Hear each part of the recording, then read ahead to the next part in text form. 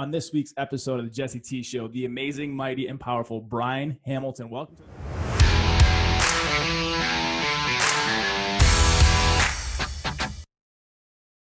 But I had a father who just had an incredible work ethic, right till the very end. At the time, he was working, 3 jobs. He worked at a food terminal. He delivered pizzas. He did whatever he had to do, really. He did home improvements on the side. But I remember when I was in kindergarten, he would pick me up from school, and he'd get me in the house, and he'd pretty much immediately fall asleep.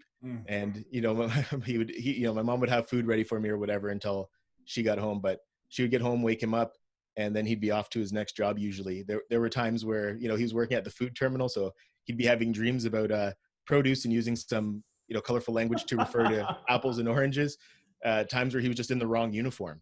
Right? Because you were telling me about that. That's interesting. So he was so in the zone or even in the weeds sometimes where he just would wear the wrong uniform to the wrong job. Yeah. Like sometimes he just didn't know whether he was coming or going, but wow. He was just grinding, trying to get us out of there. We weren't in a great neighborhood.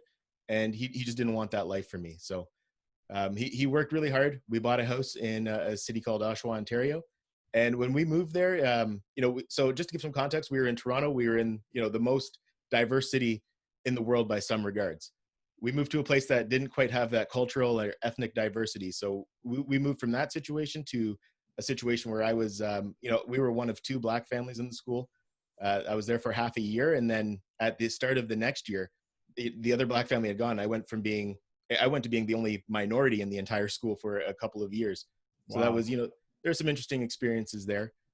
Were you like people, were you bullied at all, or was any of that stuff going on? I don't know if I'd say bullied. I didn't really let myself get bullied. I was a fighter. So I did get into a lot of fights. Yeah. I'll put it that way. And the one thing that really stopped that was when I was in grade 4, they put in this rule that was called the 0 tolerance rule, which essentially meant if you got into a fight, you got suspended. And at the time I hated school. I didn't care about getting suspended. You wanted to get suspended. It was like vacation. Yeah, except that I didn't want to go home to my dad and tell him I got suspended. So that was what stopped me from getting into fights at that time. And also at that time, we also switched schools, and the situation changed a lot. Those couple years that I was at the first school that I went to in Oshawa, I actually got held back in grade 2. There's a point where they told my parents that intellectually they didn't think I was going to be able to keep up, and they wanted to put me in special education. And I think the one thing that kind of saved me from that was the fact that I was really good at math. And, when my mom was told that, I was struggling in these areas, there were points where I would come home every day and she made me learn my multiplication tables in grade 2. And I remember crying, wanting to go outside. And she was like, no, you have to finish your math. So she knew that I didn't struggle with math. So I think that was what kind of saved her from just believing. Like a great coach. She saw that you were struggling, but she played to your strength on that one so that she can get you engaged. Yeah, I think I don't even know necessarily that I was struggling, but like you said, I just wasn't engaged. I hated school. I hated being there. Right.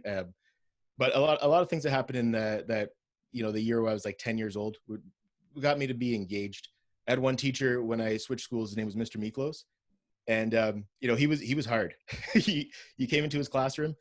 You didn't say, yeah, you said yes. You didn't say, yeah, yep. You didn't say, nope. You said yes. You said no. And that wasn't, I wasn't used to that structure.